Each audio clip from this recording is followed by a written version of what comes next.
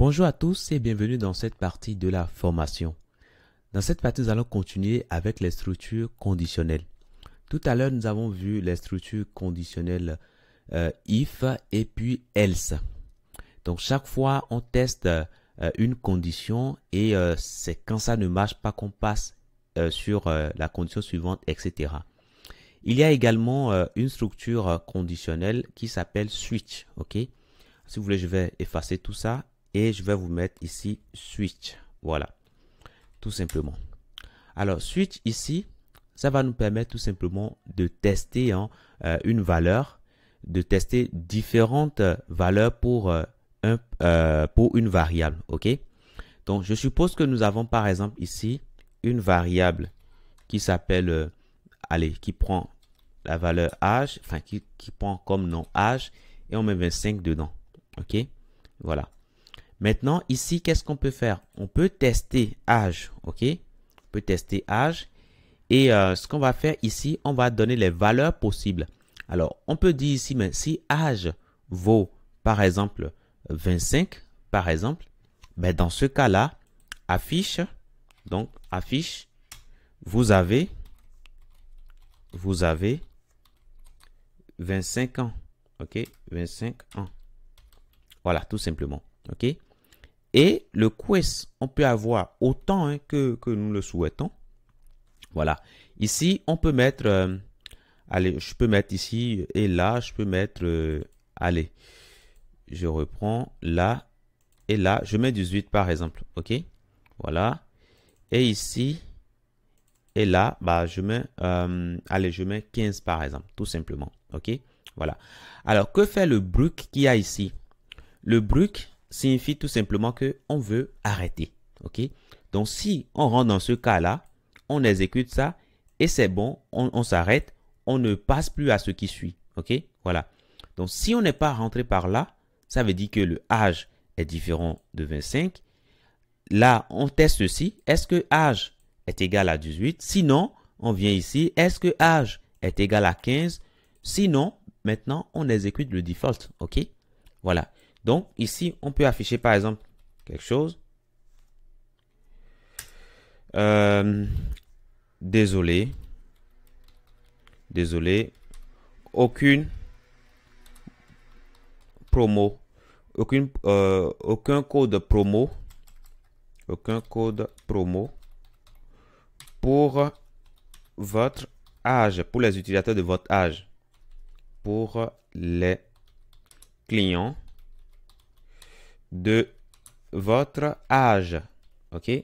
Voilà, c'est un exemple très simple, je donne. Voilà, de votre âge.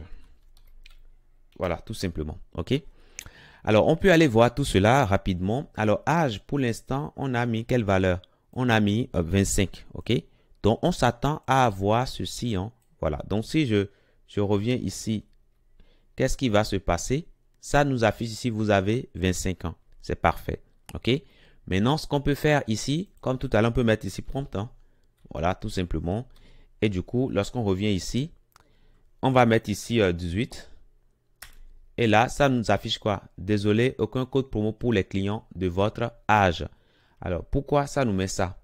En gros, pour le savoir, venons là et affichons le type de âge. Donc, type of âge. Nous allons l'afficher. Donc, ici, je mettrai... alors, je vais concaténer ça avec type of âge. OK? Voilà. Si je reviens ici, ça va s'actualiser. Je mets, je mets 18 par exemple. OK? OK. Et là, ça me met string. Voilà. Ça me met un string. Alors que ici, je suis en train de comparer ici un string. Vous voyez que je suis en train de comparer un string avec un nombre. Du coup, ça ne passe pas. OK? Alors, ce que je peux faire, c'est de convertir mon âge. Je peux convertir ça en l'âge récupéré ici qui est string. Je peux le convertir en entier. OK? Et pour le faire, je peux tout simplement utiliser une fonction que nous propose JavaScript qui s'appelle parseInt. OK? Donc, je coupe ça. Je mets parseInt. Voilà, qui me permet de convertir en entier. Donc, ça prend en paramètre, ici, en premier paramètre, une chaîne de caractères. Donc, on mettra tout simplement prompt dedans. OK? Voilà. Et si vous voulez, je reviens ici. Alors, ce qu'on va plutôt faire, si vous voulez, on va d'abord récupérer la valeur et c'est après nous allons faire la conversion. Ce sera mieux comme ça. Donc, CTRL Z. Comme ça, vous allez mieux comprendre tout ça. Donc, là, on récupère l'âge. Et maintenant, on va changer. OK? Parse int. Voilà, pour convertir en entier. Et nous allons mettre âge là. Tout simplement. OK? Maintenant, si je reviens ici, je vais actualiser pour prendre en compte les modifications. Je mets 18. Et là, c'est bon, ça passe bien. Ça me dit ici, vous avez 18 ans. Maintenant, si j'actualise encore, je mets 15. Ça me met, vous avez 15 ans. Là, c'est bon, j'actualise.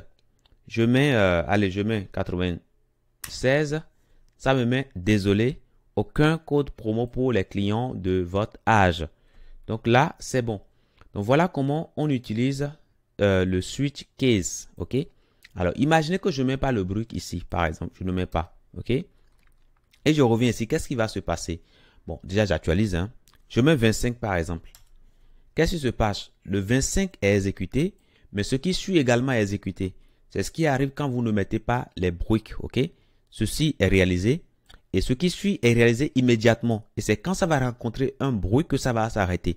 C'est pourquoi il est très important de penser à le mettre. Okay? Selon des cas, vous aurez besoin, par exemple, d'exécuter deux actions, c'est-à-dire cette action et l'action qui suit. Et dans ce cas, vous n'êtes pas obligé de mettre le bruit. OK? Voilà. Mais si c'est des actions qui sont totalement distinctes, là, il faudra penser forcément à mettre les bruits. Donc ça, c'est bon. Le default également, vous pouvez ne pas le mettre, hein, ce n'est pas obligatoire. Si on ne le met pas, par exemple, et que je viens là, j'actualise, je mets quelque chose qui sort de mon intervalle, qu'est-ce qui va se passer? Ben, rien ne se passe, OK? Voilà, rien ne se passe. Et voilà. Donc, voilà pour ce que je tenais à vous dire dans cette partie. Je vous dis merci et à tout de suite dans la prochaine.